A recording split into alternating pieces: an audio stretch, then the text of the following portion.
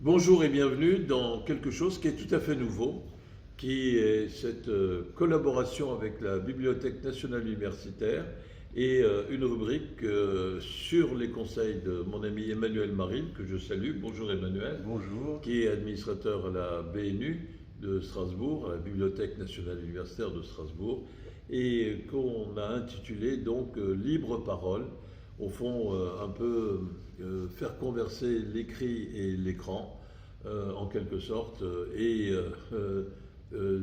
échanger nos points de vue puisque c'est aussi une grille de lecture qui est intéressante du monde tel qu'il va et du monde tel qu'il ne va pas. À nouveau, bienvenue, cher Emmanuel.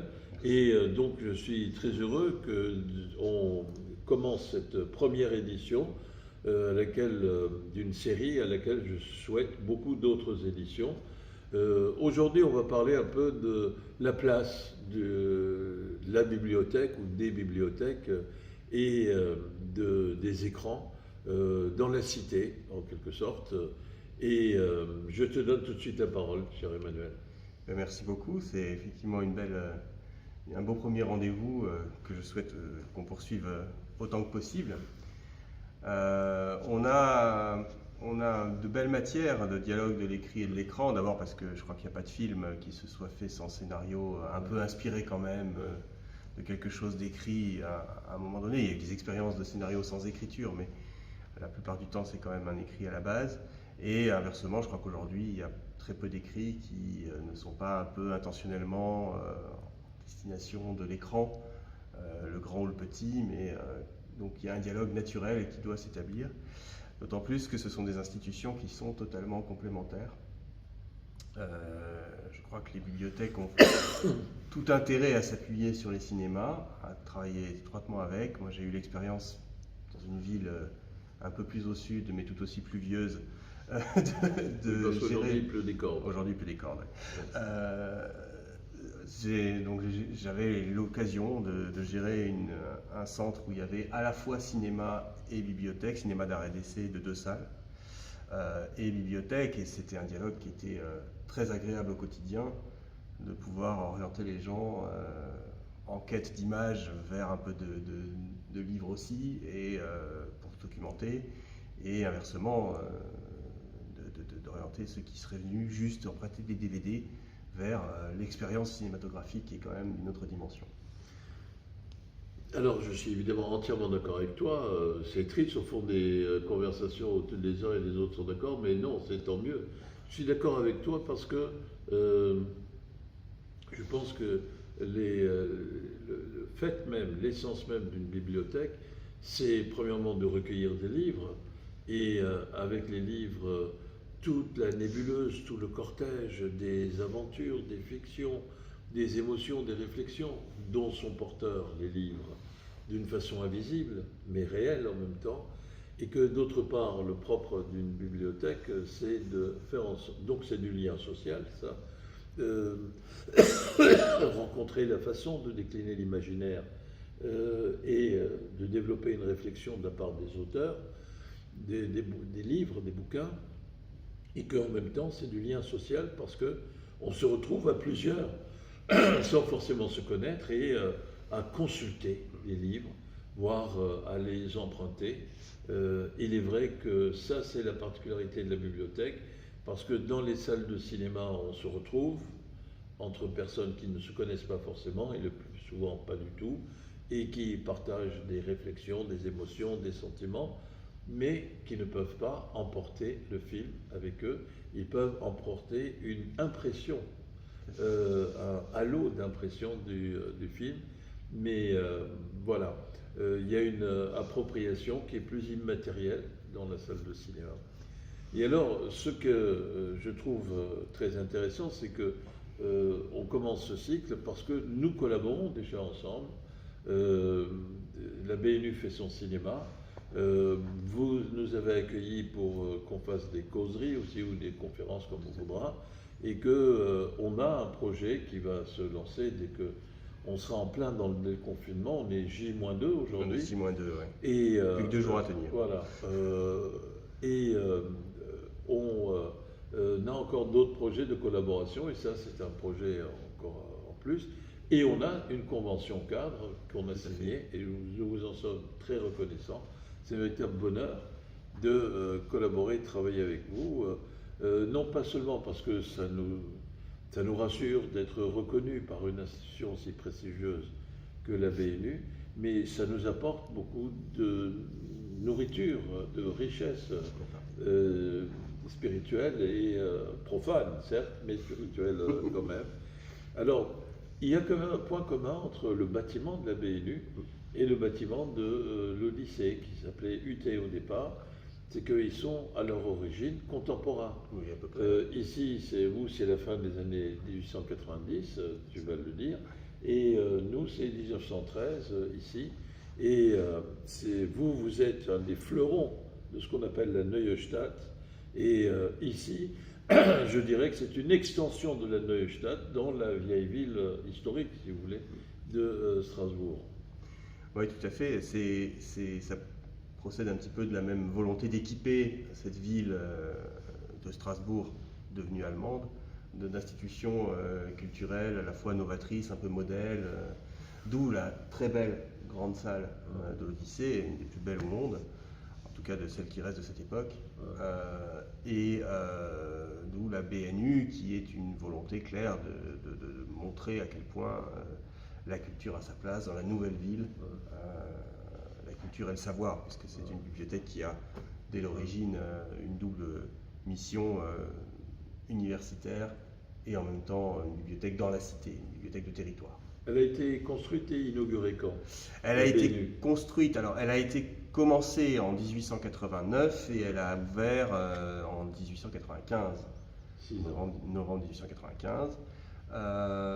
Et elle a connu diverses requalifications, rénovations entre deux guerres, après la guerre la plus grosse dans les années 50, entre 52. Et puis à nouveau quelques retouches dans les années 70 parce que la bibliothèque manque de place, donc on s'étend dans un autre bâtiment en face qui est lui aussi près de la même époque, rue Joffre. Et puis dans les années 90, nouvelle modernisation, à chaque fois pour s'adapter un petit peu au public qui lui évolue. On est parti d'une bibliothèque qui répondait aux besoins essentiellement de l'université de Strasbourg, c'est-à-dire à peu près 1000 professeurs. 1000 professeurs et étudiants, 1000 personnes. Bon, aujourd'hui, le campus, c'est 50 à 60 000 personnes. Donc évidemment, les besoins en place ne sont pas les mêmes. Et puis donc la dernière requalification fait face à ce besoin. C'est donc de 2010 à 2014 la rénovation qui donne la bibliothèque que l'on connaît aujourd'hui, avec ses grands espaces ouverts, très lumineux, ce qui n'a pas toujours été le cas. Plutôt une bibliothèque qui était connue pour être un peu confinée, un peu, le terme est à la mode, un peu cloisonnée, un peu sans beaucoup de lumière, mais il y a toujours un attachement. Et je pense qu'il y a aussi ce point commun des gens qui fréquentent l'Odyssée, de ce public fidèle à l'Odyssée et du public fidèle à la BNU, c'est qu'il y a une sorte d'attachement au lieu, à l'institution, à ce qu'il représente, à la volonté qu'il y a derrière, de mettre à disposition un patrimoine, alors livresque chez nous, cinématographique ici. J'allais dire, ces deux institutions sont du même côté, c'est-à-dire celui de la diffusion. Techniquement, on parle de diffusion, mais en fait, ce qui est important, c'est le lieu où va se faire la rencontre entre l'œuvre et le public. Et c'est ce lien-là qui est intéressant, en fait. Il y a le côté création, c'est très intéressant, mais la diffusion, c'est ce côté magique où finalement, c'est ce pourquoi l'œuvre existe. Qui rencontre le destinataire. Qui rencontre le public, voilà, tout à fait. Et prend toute sa signification. Et prend sa signification, ses relectures et sa vie autonome. Ça, c'est intéressant. Parce qu'un film non vu, c'est un film, c'est pas un non-film, mais c'est un film plus qu'incomplet, quoi. Voilà. Oui, il lui manque quelque chose. Alors, voilà, à la bibliothèque, on a cette dimension conservation qui est intéressant. On conserve 3,5 millions d'ouvrages, ça fait 75 km linéaires. Oui, Strasbourg-Colmar. Strasbourg-Colmar, voilà, c'est l'image qui parle. Mais les livres mis verticalement ou Oui, verticalement. Si on prend une seule et même étagère sur laquelle on range les livres, on va de Strasbourg à peu près à Colmar. Voilà. Ça donne une belle image. Oui. Des collections, donc c'est côté conservation. Donc évidemment, chaque livre de cette collection n'est pas lu chaque jour, ni même chaque année, ni même chaque décennie, pour être honnête. Mais à partir du moment où un livre est lu, il a raison d'avoir été écrit. Voilà. Et ça, c'est intéressant d'être en partenariat avec un cinéma, parce que voilà, on a des publics communs, on a des approches, des dialogues à mettre en place, et puis des prolongements. On a commencé, la BNU fait son cinéma, si je me souviens bien, avec L'étranger de Camus et de Visconti, partie des grandes œuvres portées à l'écran, en plus avec des acteurs fabuleux. Et un réalisateur, Visconti, qui est quand même pareil. Voilà. Donc ça permettait des discussions, et je me souviens très bien, donc c'était en septembre 2015. À quelle heure Le soir, 20h15. 20h15, hein, sans doute. Et quelques jours après, il y avait eu un dialogue sur L'étranger de Camus, dans le cadre du festival Justice en Culture, sur voilà, les éléments juridiques dans L'étranger de Camus. Donc tout ça se retrouve, c'était très universitaire le dialogue sur l'étranger. Mais l'université, le cinéma et une bibliothèque un peu hybride, ça a vocation à dialoguer, il me semble. Alors, juste une question, je ne sais pas si tu parles allemand, moi c'est pas mon cas, mais quand ça a été créé, c'était sous l'Empire, le Second Empire, le Wilhelmien, en quelque sorte. Tout à fait. Et ça s'appelait quoi? Bibliothèque impériale? C'était la bibliothèque impériale pour le Land et l'université de Strasbourg. Ah oui, ça c'est le côté très doctoral allemand. Hein. Donc ça donnait, en abrégé, ça donnait la KULPS, Kaiserliches. Mon allemand est très approximatif. Donc, le mien est nul, alors donc... voilà. Mais donc c'était la KULPS. Et c'était, alors, le fait qu'elle soit impériale lui donnait un statut, évidemment, marqué la volonté politique de faire ça. Et c'est ce qui donne aujourd'hui, plus ou moins, le fait qu'on ait traduit ça par Bibliothèque nationale, en rattachant directement au pouvoir central qui est à Paris maintenant. Et en même temps, ce qui était intéressant, c'est la localisation de ce magnifique bâtiment, qui est la BNU. C'est Kaisersplatz, aujourd'hui place de la République, donc en face du palais impérial, et à côté du siège du Parlement régional, du Räte, comme on l'appelait. Et je pense que c'était déjà les finances, les deux bâtiments à la droite de la BNU. C'était les bâtiments, oui, du ministère du Land, quoi. Oui, effectivement. On était coincés entre les ministères d'un côté et le Parlement du Land de l'autre côté. Donc c'était un univers très pouvoir, très administration de ce qui était le Land d'Alsace-Lothringen. Et de l'autre côté du palais impérial, au bout de l'avenue aujourd'hui de la Liberté, il y avait le palais universitaire, voilà, un autre palais. Voilà. Et je voudrais juste que tu reviennes, si tu veux bien, sur les différents travaux d'extension, parce que moi je ne savais pas qu'il y avait eu des travaux juste avant la Deuxième Guerre mondiale. Oui, il y a eu des travaux dans l'entre-deux-guerres. Alors, essentiellement sur le mobilier, des travaux sur les décors intérieurs.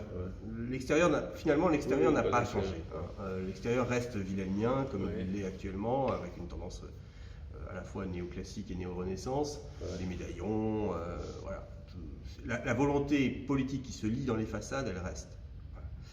Mais il y a effectivement eu des travaux d'aménagement dans l'entre-deux-guerres, tout simplement parce qu'on manque de place. Ça, c'est le malheur des bibliothèques, c'est toujours manquer de place. Et en 1952, c'était pour changer ou rafraîchir le mobilier. C'était parce que la structure du bâtiment avait été fragilisée pendant la Deuxième Guerre mondiale par des bombardements. Donc il fallait à tout prix rénover un peu le bâtiment, le mettre un peu au goût du jour, un goût très français années 50. Et puis gagner de la place pour les étudiants, pour les livres à la fois, dans un bâtiment qui ne pouvait pas trop être étendu. Enfin, les façades étant ce qu'elles sont, on peut difficilement rajouter une aile. Il y a des bâtiments où c'est faisable, pas là. Mais pour autant, les façades n'ont été classées que tout dernièrement. Donc on aurait pu à l'époque imaginer une excroissance. Ils ont eu la sagesse de ne pas le faire et de rénover plutôt à l'intérieur. C'est un véritable bijou. C'est un bijou.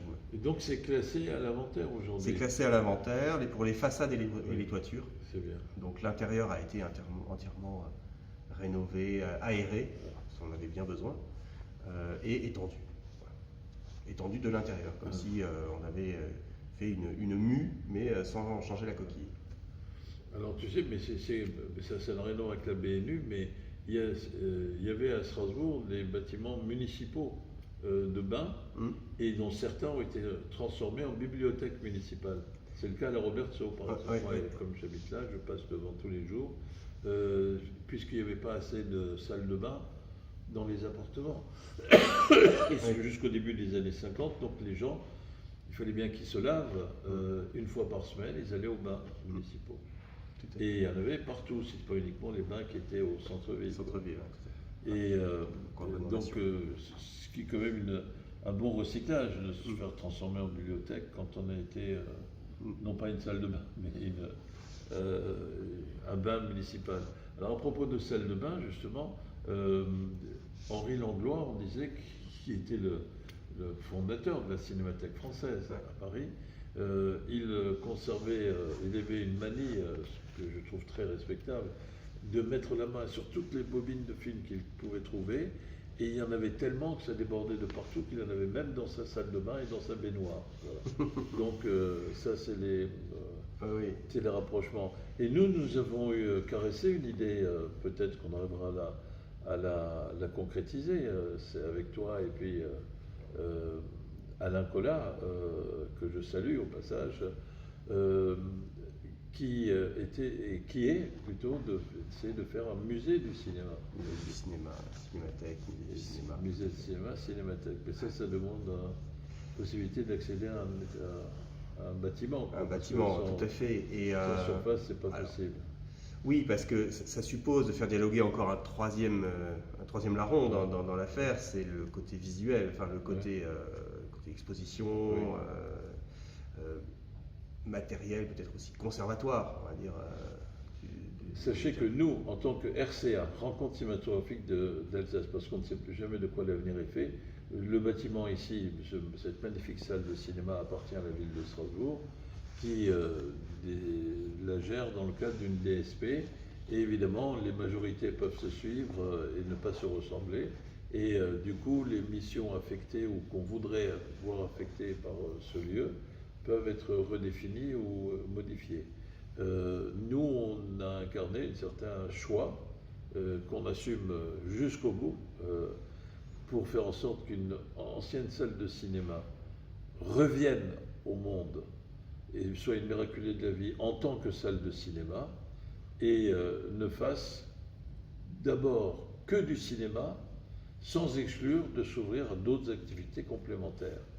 Évidemment, on peut craindre ou, selon le point de vue, ou espérer qu'il puisse y avoir d'autres missions assignées, faire autre chose, et aussi du cinéma en passant. C'est une simple question de point de vue, l'avenir qui vivra verra. Donc, ici, comme je le disais, c'est une extension de la... Et on a eu la chance, et ça c'est aussi un peu grâce au RCA, d'être classé parce qu'on a maintenu une activité. C'est pas rien, on en est à notre 29e année, là, en 2021. On a été classé par la revue Time Out, qui est une revue connue des spécialistes de culture londonienne, la revue, parmi les 50 plus belles salles de cinéma du monde, à la 29e place. Alors, on en est très content et très fier, bien sûr. C'est vrai que ce lieu a son mérite, c'est d'avoir conservé son dispositif d'origine. D'ailleurs, de ce point de vue-là, à ma connaissance, faisons partie des 6 plus anciennes salles de cinéma du monde construites avant la guerre de 14-18.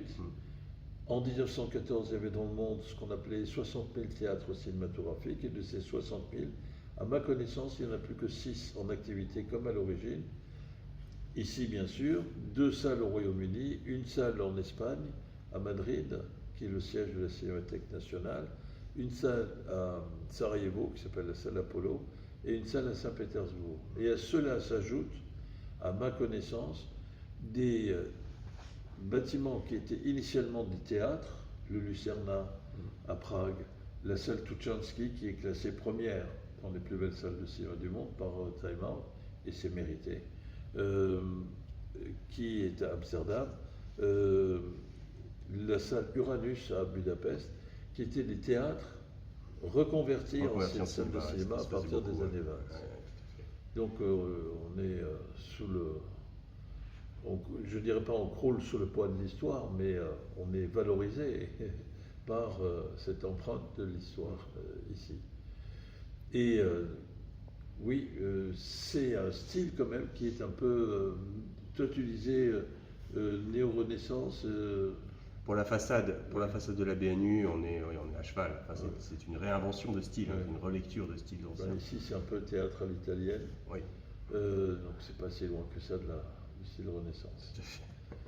Alors, toi, tu avais été... c'est-à-dire, est-ce que tu penses que quand dans une ville, il y a une bibliothèque, combien il y a de bibliothèques universitaires nationales en France? 3, 4? Bibliothèque nationale universitaire, il y en a une. Et l'autre. C'est la vôtre. Voilà. Après, il y a des bibliothèques qui sont interuniversitaires avec un statut, un rayonnement national. La contemporaine, ce qu'on appelle la contemporaine aujourd'hui, l'ex-BTIC, bien sûr la bibliothèque interuniversitaire de Sorbonne, la BSG à Paris, bon, beaucoup à Paris. Et puis il y a des bibliothèques municipales qui de fait jouent un rôle universitaire et qui ont un rayonnement bien plus large que leur seul territoire municipal. Je pense, évidemment, quand on parle de la bibliothèque municipale de Lyon, on a là une institution qui est plus importante qu'une seule bibliothèque municipale. Mais statutairement, il n'y a que 3 bibliothèques dites nationales en France. Il y a la BNF à Paris, bien sûr, la BPI et la BNU. BPI, c'est pas une banque, non.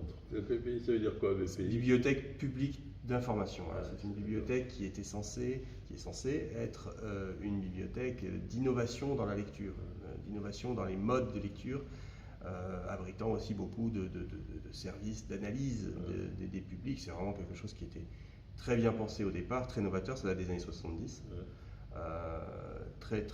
qui a apporté la vidéo en bibliothèque, pour parler d'une chose qui nous lie. S'il y a des VHS au départ, puis des DVD et maintenant de la VOD en bibliothèque, c'est parce que la BPI a lancé ce mouvement à la fin des années 70. Et vous en avez? Alors non, on est un peu orphelin de ce côté-là, je le regrette amèrement, mais on n'a pas très peu de bibliothèques d'éléments d'enregistrement cinématographique, seulement ce qui se limite à l'Alsace, qui alimente le fonds alsatique de la BNU, qui lui est très important du côté du livre, mais pas très important du côté cinématographique, malheureusement.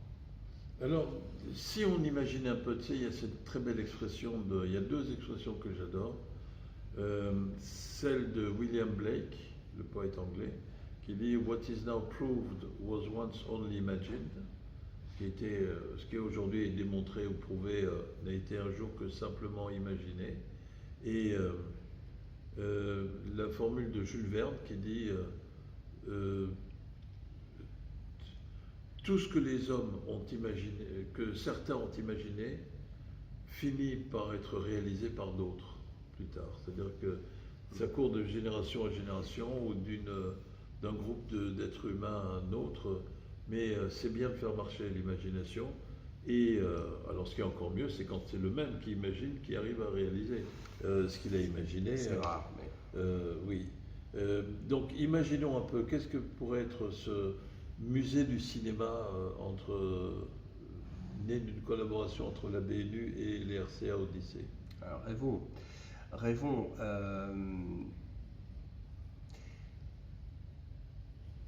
Moi, je le vois autour de peut-être de 3-4 points. Enfin, je ne sais pas, je réfléchis tout haut. On pourrait imaginer accueillir des expositions qui sont pas seulement production BNU Odyssée, c'est-à-dire des choses qui circulent dans les musées du cinéma qui existent déjà. Rhin, Paris, etc.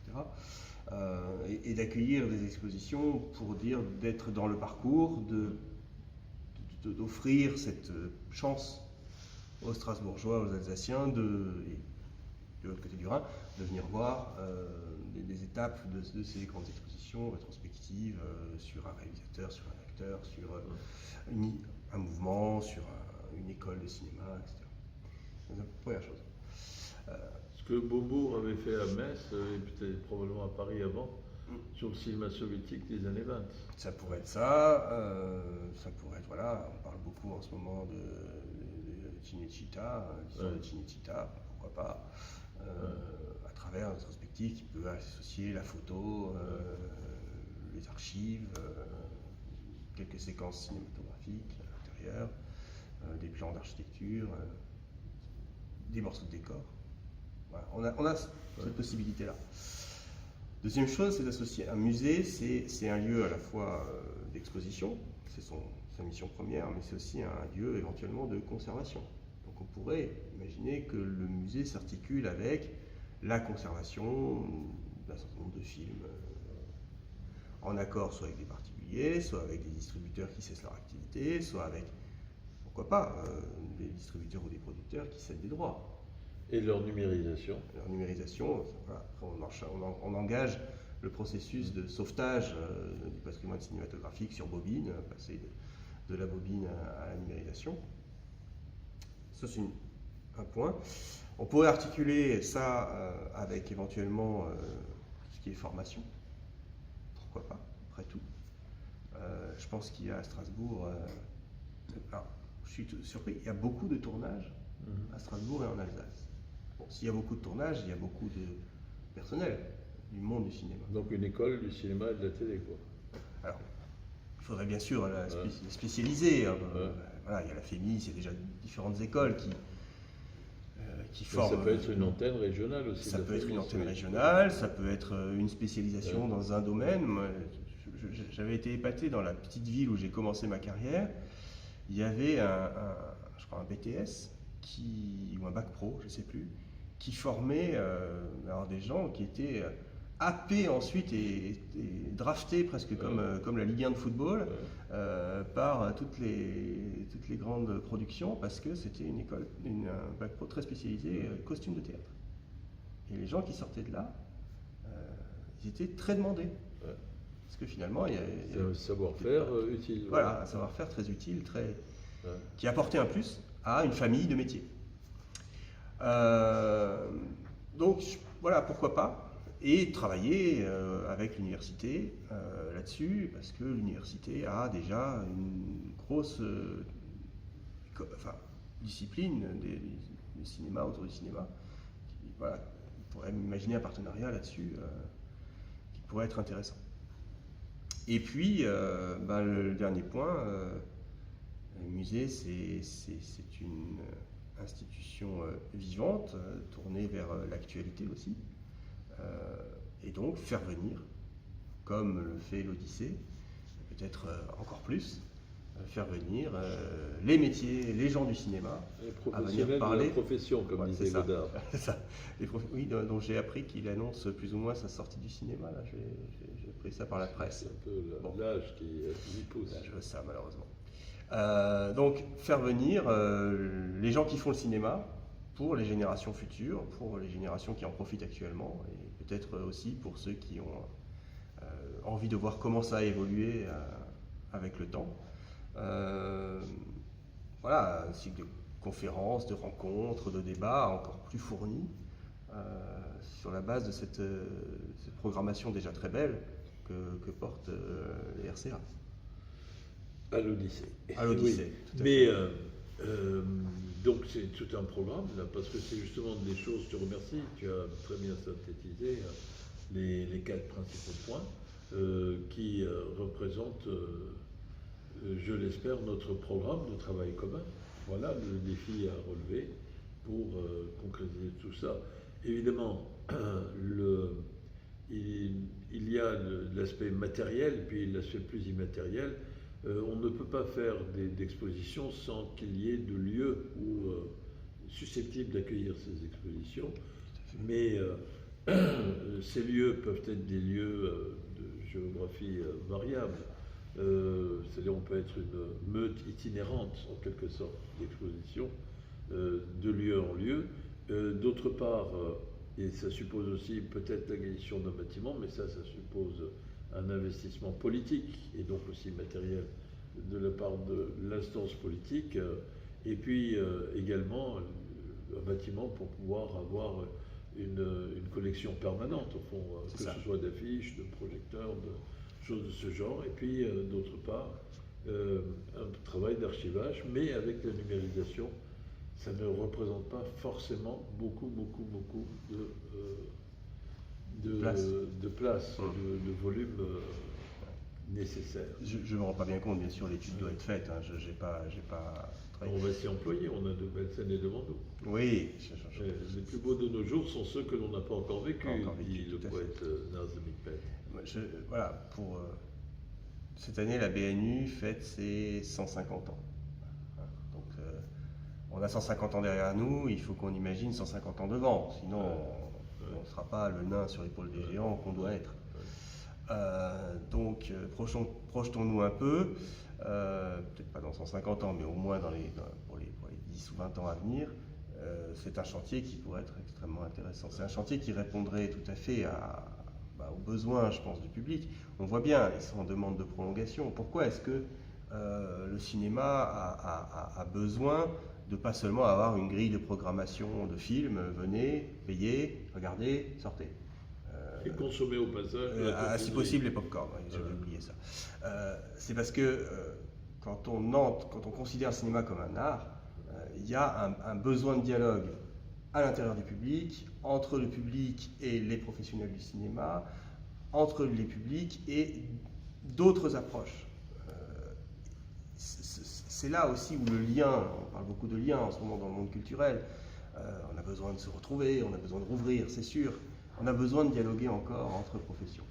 Et moi je crois que je suis au milieu de ma carrière, voilà. C'est la leçon de ma première moitié de carrière, il ne faut pas rester dans son précaré, surtout pas. Et voilà, si on arrive à mettre en dialogue une institution muséale, une institution de cinéma, une bibliothèque, une institution de formation comme l'université, qu'on fait prendre l'étincelle, ce sera pas mal. Je souscris entièrement à ce que tu dis. Je crois que le pire de nos ennemis, c'est l'inertie routinière, d'une part, et ce que j'appellerais une constipation métaphorique, c'est-à-dire rester bloqué dans un circuit fermé. Voilà. Et c'est pour ça qu'il faut imaginer remuer, ruer dans les brancards aussi, remuer des vagues et créer un mouvement qui permet de surfer sur les vagues ainsi suscitées. Tout à fait. Alors, je crois qu'on arrive au terme de cette première édition de Libre Parole. Juste pour dire que tu as toi-même évoqué le fait qu'à l'origine ou derrière un film ou en dessous d'un film, il y a toujours une espèce de charpente ou d'échafaudage écrit, dont l'objectif est de disparaître dans le mouvement même de sa concrétisation.